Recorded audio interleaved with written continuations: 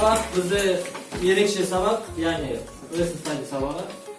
Сол бойынша енді сабақ өтіп басында 3 топқа бөлдім. 1-ші топ, 2-ші топ, 3-ші топ. Енді сабақты бастамас бұрын сендермен ең алдымен ережелермен танысып өтейін. Ережені Азамат оқып жүрші. Бірінші ереже сабақта бір-бірімізді тыңдаймыз. Екінші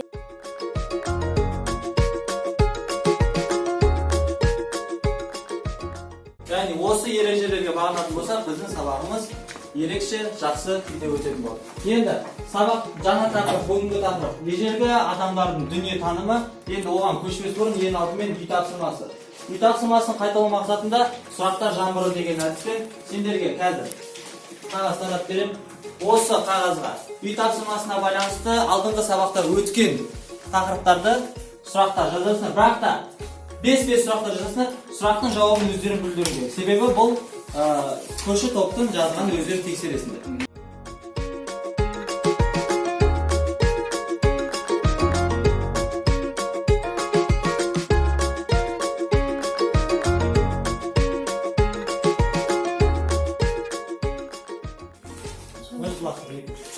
Sandır.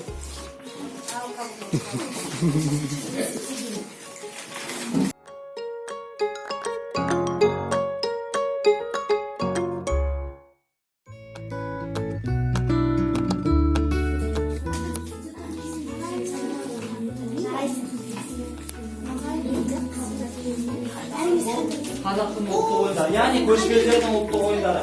Енді оны өтпес бұрын мен сендерге кроссворд қоямын. Соны шешу үшін маған 4 бала керек. Яғни жақсы. Қазір сұрақ оқимын. Сұрақ оқимын. Сұрақ.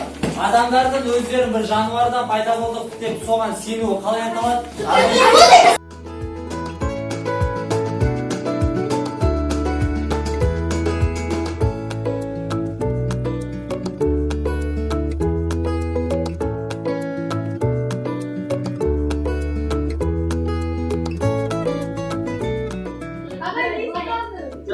Что сағат ұшты, что тас ұшты, что көгершін ұшты, что бүркіт ұшты, что айдағар ұшты, что жылан ұшты.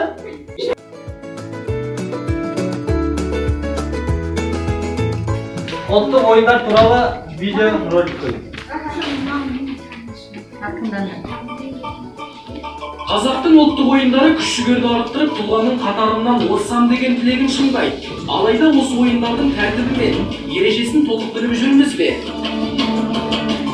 Асық ойында алшы, олды, тасқала, шеңбер, ханталапай, құмар деген түрлері бар. Соның ішінде шеңбер сызып, ортасына асық тігіп атып ойнап елімізде кең таралған.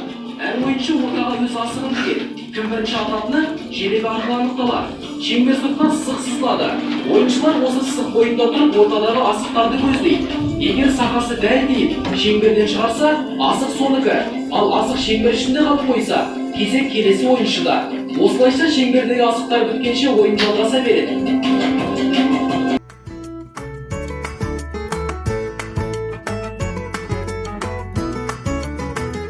Бөлім 3 топқа тапсырмалар беремін. Мысалы, біріншісі ойын сауық тұрмыстағы ойындары, яғни бірінші топ сол бойынша қорғайсыңдар. Екіншісі жануарлардың дүниесіне, аңшыларға байланысты ойындар. Үшіншісі дене шынықтыруға байланысты.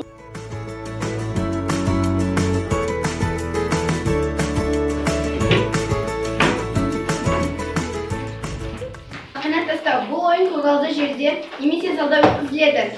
Адам саны 20-25-те астам болады.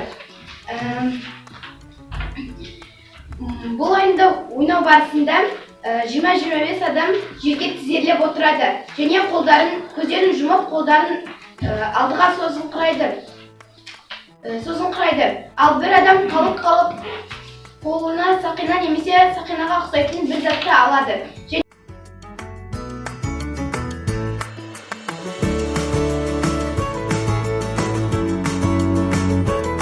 Енді қазір ойында көрініс ретінде көрсетесің. Сақина тастау, кет. Көреміз. Сақина тастау ойында жаңа түсіндірді ғой, енді соны қалай ойналатын көрейік. Сақиналар бар ма? Иә. Бізде сақинаға ұқсас.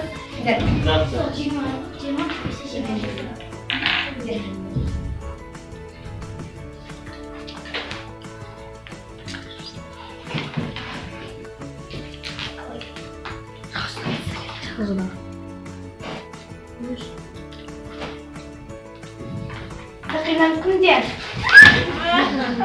Сабаған жағдайда не болады? Жазаға тартылады, сосын не істейді? Немесе ақырында бекіту мақсатында сендерге қазір тапсырмалар беремін. Бұл жақта бұл тапсырмаларда сақина тастау, алты бақан, теңге өлеу, қыз қуу ойындар бар. Солардың анықтамасын жазып, аты жөндерін жазып, маған өткізесің. Мен сендердің қаншалықты тақырыпты меңгергендеріңді сол арқылы білемін. Түсіндің бе?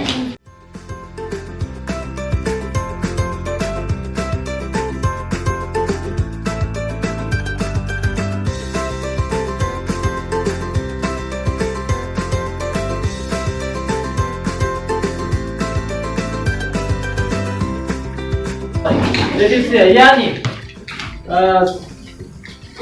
білімге сапар сәтті болды, немесе жақсы меңгере алдыңдар ма, немесе сендерге әлі де жанармай қажет пе?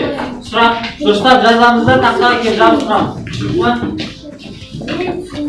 Аты жөндерді жазуды ұмытпаңдар. Сендерге қандай жерде қандай көмек керек екенін мен білуім керек. Түсіндің бе?